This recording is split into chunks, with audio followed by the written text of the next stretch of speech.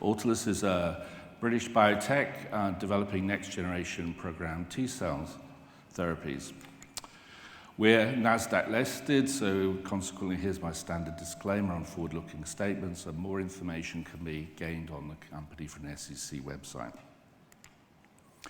Autolus is actually engaged in all stages of the value chain for CAR T-cell therapies. We do our own research, development, manufacturing. We're preparing the foundation for commercialization, and we also are working with a number of partners and have a number of deals. Most importantly, a recent collaboration that was announced with Blackstone at the end of last year, which will enable us to actually take our lead product, obe-cel, forward to market for adult ALL. Talking about our lead program, obe-cel, it's potentially best-in-class CD19 CAR T-cell therapy, which can be used as a standalone therapy, and the first indication for which we will be developing it is adult ALL. It has a unique mechanism of action whereby the CAR T-cell binds to the tumor cell with an equal strength, but basically releases faster, and that actually avoids overactivation, overstimulation, release of cytokines. That has several potential advantages. It was designed to actually have excellent engraftment, persistence, to actually be highly efficacious, and also potentially to have durable efficacy through persistence. Encouragingly, what we've seen is very consistent results across 3 clinical studies, 1 in children and 2 in adults, with very high initial response rates in the range of 75 to 85%. Interestingly, there's an absence of grade 3 CRS. There is also very low levels of grade 3 neurotoxicity in the range of 6 to 15%. And we see this as a very manageable product, even in advanced patients, and therefore a product that could potentially be used in an ambulatory outpatient type setting in the US, for example. We mentioned that one of the hypotheses behind the product was that it would actually have excellent persistence, and indeed that's what we've seen on the left. And this is actually correlated with the efficacy that we've seen in the first study, where you can see that after a year, around 46% of patients are still in event-free survival curve are still in a remission, and that those patients appear to be continuing out without relapsing. It's obviously a very important year for the company because we've obviously taken this product into registration phase clinical studies. The study is called the Felix study, and we're expecting to have initial data available for this study at the end of the year, including the primary endpoint. The full data will be available sometime around the middle of next year. Clearly, that's a very promising profile, but it's a profile that's not just applicable to adult ALL, so we've also looked to actually build upon this data and also take obe-cel into other indications. And a number of studies that will be presented at EHA are actually currently ongoing, and there will be updates, as I mentioned, at EHA. The first of these is looking at obe-cel in B non-Hodgkin's lymphoma and CLL. That's called the ALLCAR study. The second is looking at primary CNS lymphoma, which is the Carousel study. And we've also actually now combined the properties of AUTO1 with an additional CAR, which is a novel CD22 CAR. And we're actually studying that in the carpal extension in pediatric patients because in pediatric ALL, one of the most common, or the most common reason for relapse is actually antigen escape. So by dual targeting, we hope to avoid that and have a more durable response. So, summary and next steps for obe-cel. Obviously, we're seeing a very favorable and consistent safety profile and very encouraging efficacy. And even though it's only in small patient numbers at this time in these other indications, we do believe that the product has clear utility beyond adult ALL. I'll now switch to the pipeline. And one of the interesting things about Autolus, as I mentioned, is that we were spun out of UCL, and we continue to work very closely with our collaborators in UCL on a range of next-generation technologies. And before I go into the clinical portfolio, I thought it'd be just interesting to give you a bit of an overview of the other types of things that are possible to program within a T-cell. So in addition to novel targeting, and I've mentioned our novel fast off-rate CARs such as Cat19, dual targeting, which we've also mentioned, there are other things that we can do to program a T-cell with different properties. So for example, we have what we call an off switch, a way of removing CAR T-cells if they're misbehaving, and we can do that in hematological malignancies using the RQR8 Rituxan or MabThera-triggered safety switch, which removes the cells if needed, or rapamycin we use for solid tumor indications because it has better tissue penetration.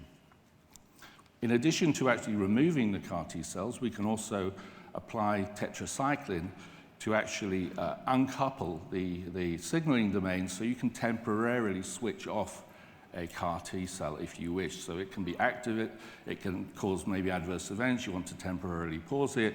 You give tetracycline, a commonly available antibiotic, and while that's in the blood, the activity of the T cell is switched off. When it actually leaves the blood, then the T cell starts, CAR T cell starts operating as normal. In addition to that, there are other types of things you can do. You can actually put in shielding devices to actually prevent some of the defenses of the tumor microenvironment. We have a dominant negative SHP2 module for checkpoint shielding. We have a dominant TGF-beta module for shielding against TGF-beta's effects. And in addition to that, we can also add other elements, for example, to improve persistence. You can add a cytokine receptor. You can also add modules which will actually not just have the CAR T itself operating, but will actually recruit the host immune cells as well, and we have various ways of doing that. As you can see across the top, one of the interesting things about the technologies is that they can actually be applied in a common vector, so you can actually load a common vector with a number of these different properties. And you can see below I've actually listed some of the products in which we're actually now putting those new technologies. If you look at the pipeline, we've already talked about the clinical pipeline for obe-cel and the programs that we have going, but we have a couple of other interesting programs which will come to fruition shortly. So we also have a program for T-cell lymphoma in clinic. The Libra-1 study is a proof of concept study for TRBC1 directed treatment for T-cell lymphoma. We also are taking back into clinic a product which will actually we've had in clinic before and showed some very encouraging initial responses in neuroblastoma based upon a GD2 targeting. That product was not persistent, so we've actually now putting some additional features into it, and we'll be putting that back into clinic later this year. And then we also have in clinic multiple myeloma dual targeting approach, which we're currently working with UCL. Interestingly, the T-cell lymphoma program is really a unique program, and we will be presenting an oral presentation at EHA shortly on some of the early data. What this does essentially is it builds upon the observation that T-cell lymphoma can be targeted by targeting the beta constant region of the T-cell receptor. And essentially you have mature T-cells, which are either TRBC1 or TRBC2. Functionally, they behave the same, but they have a slight difference in the beta constant region. And by targeting that, what you can do, because the tumor comes from a mature cell, is you can remove the compartment with the tumor, but leave about half of the T cells intact to render the patient immunocompetent. So by using a companion diagnostic, you can either select to give Auto4 if it's a TRBC1 tumor, or Auto5 if it's a TRBC2 tumor, and you can basically selectively ablate half of the compartment containing the tumor, the T-cell compartment containing the tumor. So clearly that's a very exciting product and a unique product. If we turn attention to manufacturing, one of the key requirements if you want to be a successful CAR T or cell therapy company is obviously very reliable manufacturing base. And what we're in the process of doing is building on the foundation that we have. Currently, we do our clinical trial supply through the cell and gene therapy catapult facility in Stevenage, where we have 3 suites, and we supply all of our clinical trials there.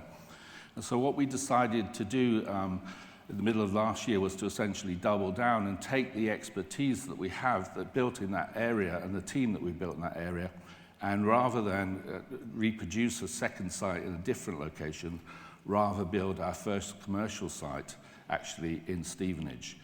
So we're actually currently building a 70,000 square feet commercial facility. It will have a capacity of around 2,000 patients a year once it's fully operational, and we'll have an opportunity to expand upon that in a modular fashion. We hope and actually intend to actually put the roof on that building in the second half of this year, and it should become GMP operational by the middle of next year. This is really important for us because obviously what this does is this secures the global supply of obe-cel and means that we will be commercially ready to supply that product. So to summarize, clearly it's an important year for us with the pivotal data for obe-cel expected in the second half of the year and then the full data in the middle of next year. We are looking at the use of obe-cel in other indications, and again, we're seeing promising data. And I mentioned to you that we'll actually be presenting 2 posters, one on the carousel and one on the all-CAR extension at the EHA. And we've also built upon this product by adding a second CAR, a second dual targeting element. And we're currently also looking at the use of Auto1 with a CAR22 component, so dual targeting in pediatric patients. And this will be the subject of an oral presentation at EHA. As I mentioned, we also have a very unique approach to T-cell lymphoma, and the data from the Libra T1 study will actually also be presented as an oral presentation at EHA, and this is obviously proof of concept for the whole of the program. As we look forward, we are also obviously beginning to move into solid tumors. We've had some encouraging early results, but we're now beginning to take more complex products forward that address the tumor biology more extensively.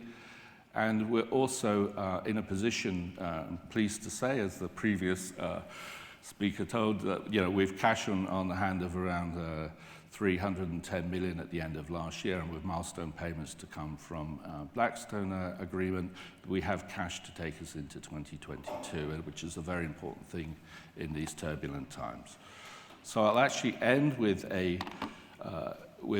basically just a summary of the news flow. As I mentioned, EHA is going to be very important for us, and then the rest of the news flow is actually summarized here.